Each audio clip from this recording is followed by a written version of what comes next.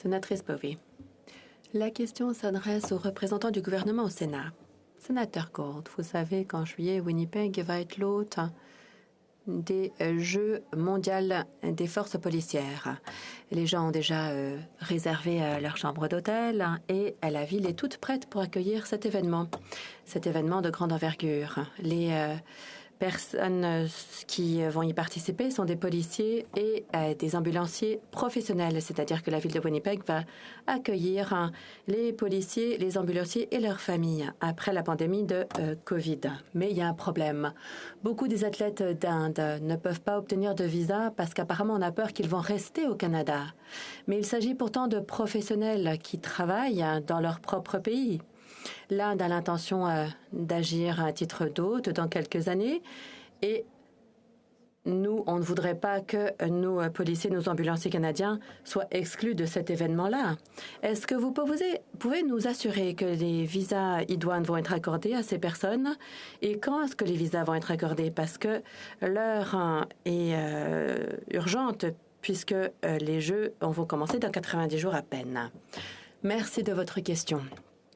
Nous comprenons que certains ont été déçus, certains sont inquiets des retards. Nous savons que le gouvernement travaille en étroite collaboration avec les organisateurs de l'événement, donne des lignes directrices pour obtenir des visas.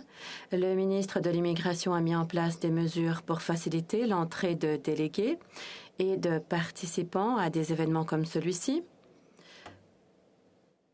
Collègues, il est clair que la grève de la fonction publique a eu un impact sur nos processus au cours des dernières semaines, mais le gouvernement s'est engagé à atténuer les répercussions de cet événement. Maintenant, pour répondre plus précisément à votre question, le gouvernement m'a assuré qu'il était au courant des problématiques et qu'il cherche des solutions pour faciliter l'obtention des documents appropriés le plus rapidement que possible.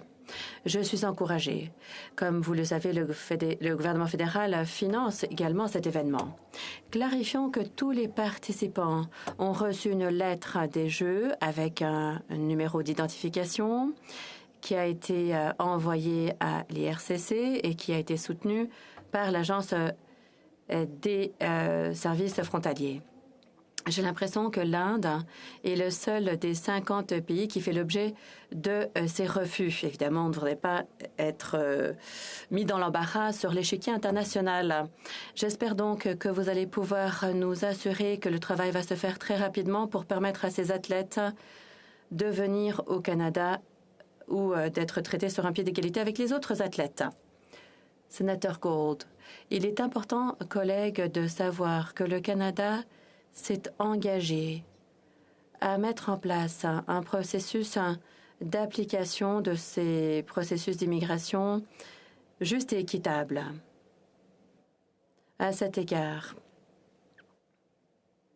je peux vous assurer, vous et les autres, que le gouvernement est au courant de la problématique et fait de son mieux pour tout gérer de façon le plus rapide possible.